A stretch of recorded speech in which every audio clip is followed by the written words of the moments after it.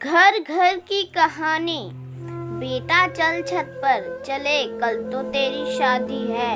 आज हम माँ बेटी पूरी रात बातें करेंगे। चल तेरे सिर की मालिश कर दूं, तुझे अपनी गोद में सुलाऊं। कहते कहते सावित्री जी की आंखें बरस पड़ती हैं। नेहा उनके आंसू पोंछते हुए कहती है, ऐसे मत रो माँ, मैं कौन सा विदेश जा रही हूँ।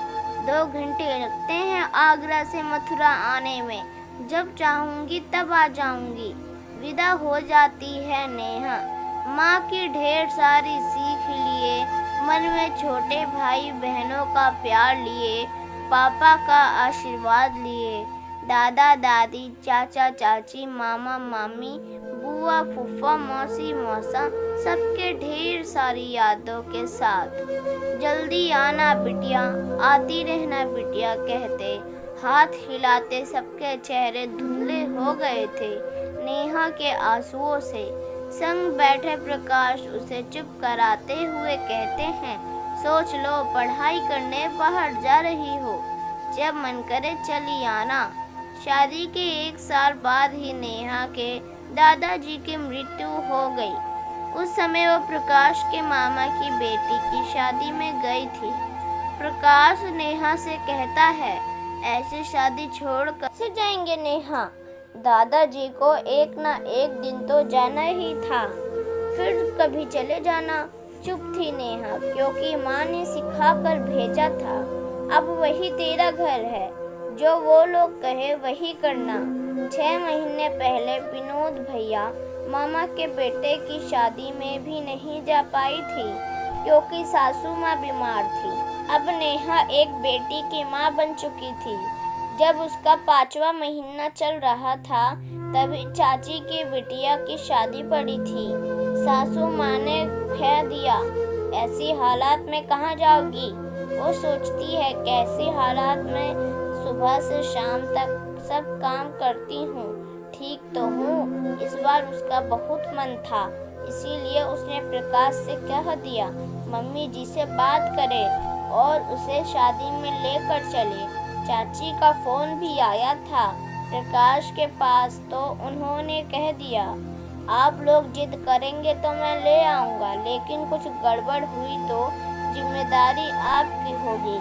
फिर तो माँ ने ही मना कर दिया, रहने दे बेटा, कुछ भी हुआ तो तेरे ससुराल वाले बहुत नाराज हो जाएंगे। वैसे तो ससुराल में नेहा को कोई कष्ट नहीं था, किसी चीज की कमी भी नहीं थी, फिर भी उसे लगता था जैसे उसे जिम्मेदारियों का मुकुट पहना दिया गया हो। उसके आने से पहले भी तो लोग बीमार पड़ते होंगे, तो कैसे संभलता था। उसके आने से पहले भी तो उनके घर में शादी ब्याह पड़ते होंगे, तो आज अगर वो किसी समारोह में ना जाकर अपने मायके के समारोह में चली जाए तो क्या गलत हो जाएगा। दिन बीत रहे थे, कभी 4 दिन कभी 8 दिन के लिए वो अपने मायके जाती थी और बुझे मन से लौट आती थी। नेहा के ननद की शादी ठीक हो गई है। उन दोनों का रिश्ता बहनों या दोस्तों जैसा है। अपनी ननद स्वाति की वजह से ही उसे ससुराल में कभी अकेलापन नहीं लगा। स्वाति की शादी होने से नेहा जितनी खुश थी उतनी ही उदास भी थी। उसके बिना ससुराल की कल्पना भी उसके आंखों में आंसू भर देती थी। नेहा ने शादी की सारी जिम्मेदारी बहुत अच्छे से संभाल ली थी।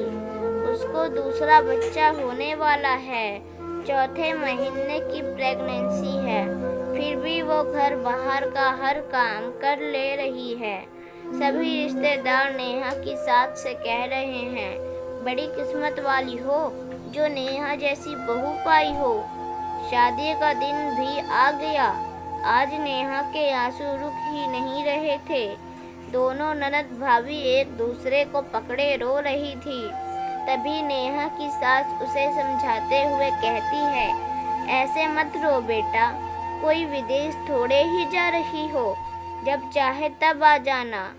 तब स्वाति कहती है, नहीं माँ, जब दिल कहे तब नहीं आ पाऊंगी। वो पूछती है, ऐसे क्यों कह रही हो बेटा, माँ के पास क्यों नहीं आओगी तुम? तब स्वाति कहती है, कैसे आऊँगी माँ?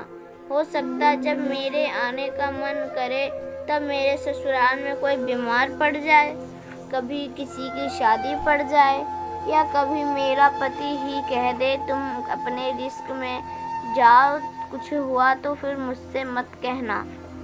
सब एकदम अवाक रह जाते हैं। वो लोग नेहा की तरफ देखने लगते हैं। तभी स्वाति कहने लगती है, नहीं माँ, भाभी ने कभी मुझसे कुछ नहीं कहा, लेकिन मैंने देखा था उनकी सूजी हुई आंखों को जब उनके दादाजी की मौत पर आप लोग शादी का जश्न मना रहे थे।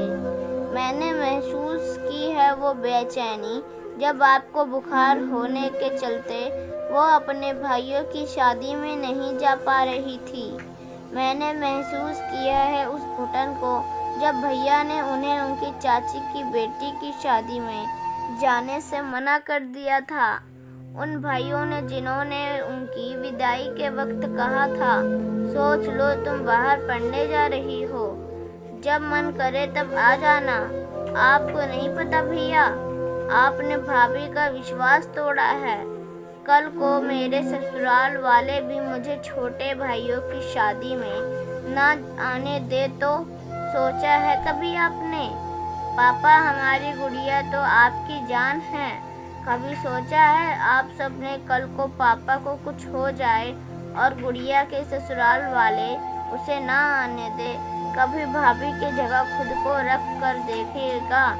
एक लड़की अपने जीवन के 24-25 साल जिस घर में गुजारती है, जिन रिश्तों के प्यार की खुशबू से उसका जीवन भरा होता है, उसको उसी घर जाने, उन रिश्तों को महसूस करने में रोक दिया जाता है। मुझे माफ़ कर दीजिए भाभी, मैं आपके लिए कुछ नहीं कर पाई।